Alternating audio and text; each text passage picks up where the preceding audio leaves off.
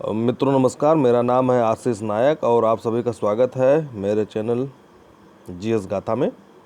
चलिए देखते हैं हम लोग आईपीसी का जो है MCQ 3 है। यह तीसरा सेट है, तीसरा वीडियो है MCQ को लेकर। पसंद आने पर चैनल को लाइक करिए, शेयर करिए, सब्सक्राइब करिए और वीडियो को पूरा देखिए क्योंकि एक एक क्वेश्चन बहुत महत्वपूर्ण है।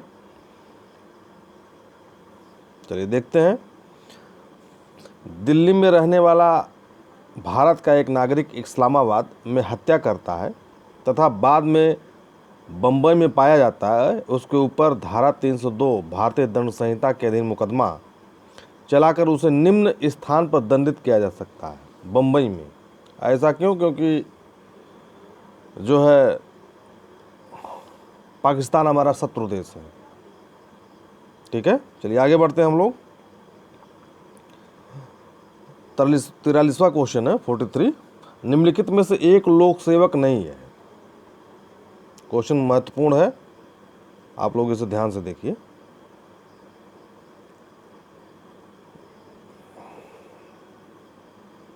भारतीय दंड संहिता में कौन सा प्रावधान संयुक्त दायित्व से संबंधित है? ये देखिए, बहुत महत्वपूर्ण क्वेश्चन है ये, अक्सर परीक्षा में पूछा जाता है।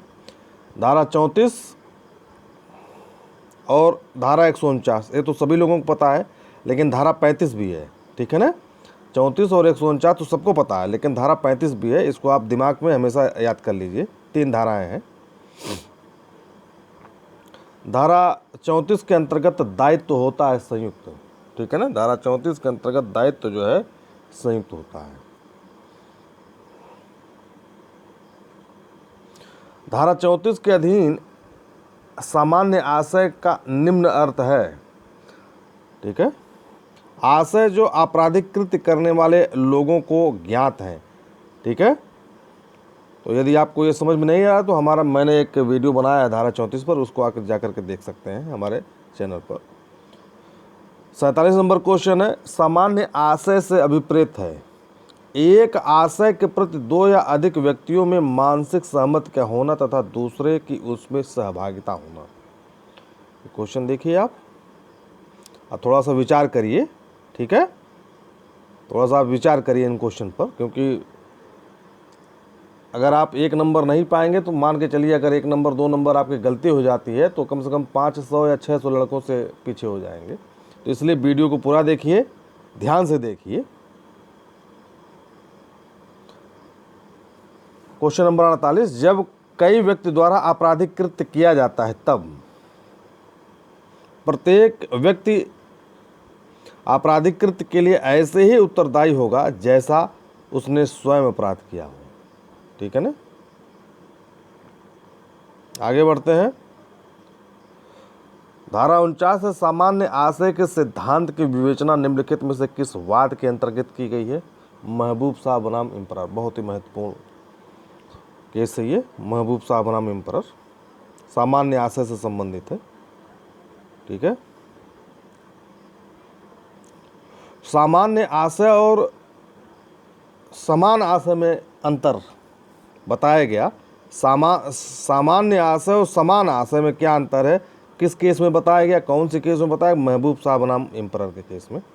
अभी महत्वपूर्ण वाद है, बहुत महत्वपूर्ण वाद है, बहुत ही महत्वपूर्ण ये लाइन भी है। ये जो लाइन आप देख रहे हैं बहुत महत्वपूर्ण है, इसको आप देख लीजिए। आगे बढ़ते हैं। वीडियो को पसंद आने पर सब्सक्राइब करिए, लाइक करिए चैनल को।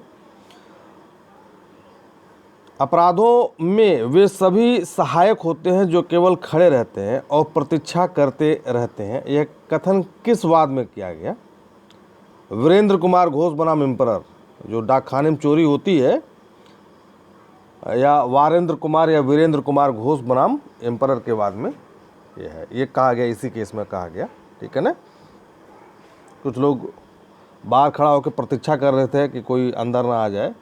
ठीक है ना, इस टाइप का केस है, बहुत अच्छा केस है, इसको पढ़िए आप लोग। भारतीय दंड संहिता की धारा 34 के लागू होने के लिए निम्नलिखित से कौन सा आवश्यक शर्त नहीं है? ध्यान दीजिए, कौन सा आवश्यक शर्त नहीं है।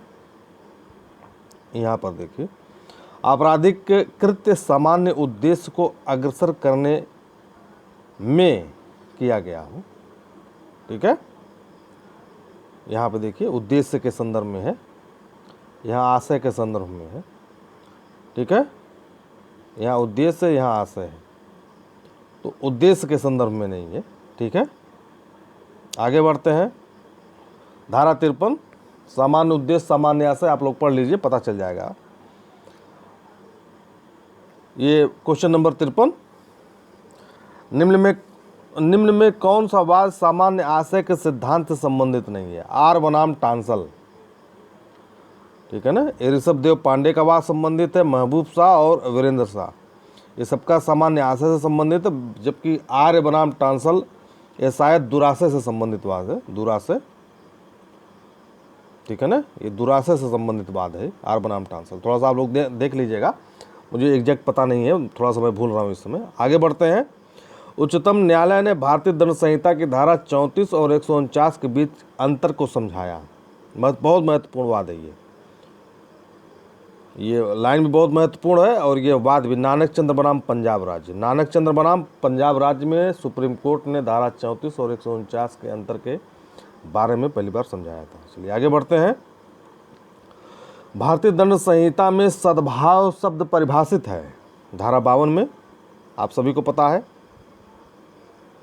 भारतीय दंड संहिता 1860 की धारा 53 के अंतर्गत निम्नलिखित में से कौन सा दंड नहीं है? कौन सा दंड नहीं है? ठीक है, निर्वासन, देश निकाला जिसको कहते हैं, ये नहीं है।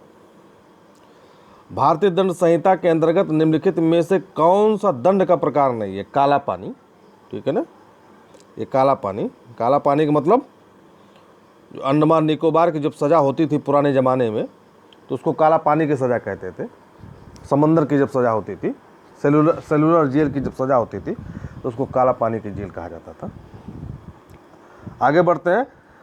भारतीय दंड संहिता की उपयुक्त शब्दों आजीवन निर्वसन से अभिप्राय है। आजीवन कारावास, आजीवन निर्वासन से अभिप्राय है आजीवन कारावास, ठीक है ना। आगे बढ़ते हैं।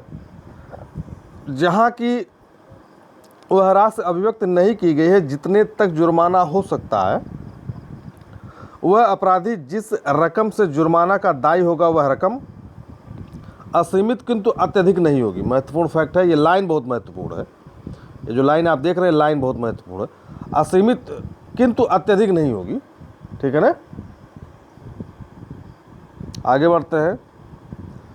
क्वेश्चन नंबर 60, यदि अपराध कारावास और जुर्माना दोनों से दंडनीय है, यदि अपराध कारावास और जुर्माना दोनों से दंडनीय है, तो वह अवधि जिसके लिए जुर्माना देने में व्यतिक्रम होने की दशा के लिए न्यायालय अपराधी को कारावासित करने का निर्देश दे, कारावास की उस अवधि के 1/4 से ज़्यादा नहीं होगी, ठीक है ना। ये महत्वपूर्ण फैक्ट है, 1/4 से ज़्यादा नहीं होगी। इस कंटेंट को यदि आप ठीक से पढ़ेंगे तो ये आपको पता चल जाएगा, ठीक है ना। आईपीसी में इसका प्रावधान है। आगे बढ़ते हैं क्वेश्चन नंबर 61 पर। इस कंटेंट को आप ठीक से पढ़िए, इस प्रश्न को ठीक से पढ़ेंगे तो आपको ये उत्तर मिल जाएगा। कारावास और जुर्माना दोनों से दंडनीय अपराध के हर मामलों में जुर्माना देने में व्यतिक्रम की दशा में ऐसे कारावास का दंड दिया जा सकेगा। वह कारावास ऐसा उसी भांति का होगा जिससे अपराधी को उस अपराध के लिए दंडित किया जा सके। ये सब महत्वपूर्ण क्वेश्चन हैं, इनको पढ़ना बहुत ज़रूरी है क्योंकि ये फंसाऊ क्वेश्चन है, ठीक है। ये जो है आप देख रहे हैं 60 और 61 नंबर क्वेश्चन ठीक से पढ़िए। चलिए आगे बढ़ते हैं क्वेश्चन नंबर 62 पे। यदि कोई अपराध मात्र अर्थदंड से दंडनीय है और अभियुक्त को 50 रुपये के अर्थदंड से दंडित किया जाता है, तो अर्थदंड की अदायगी के व्यतिक्रम की दशा में सजा की अवधि होगी 2 माह से ज़्यादा नहीं होगी, 2 माह से ज़्यादा नहीं होगी।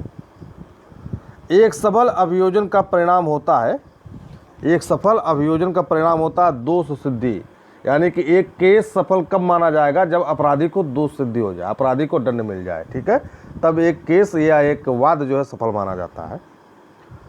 निम्नलिखित में से कौन सा अपूर्ण अपराध है?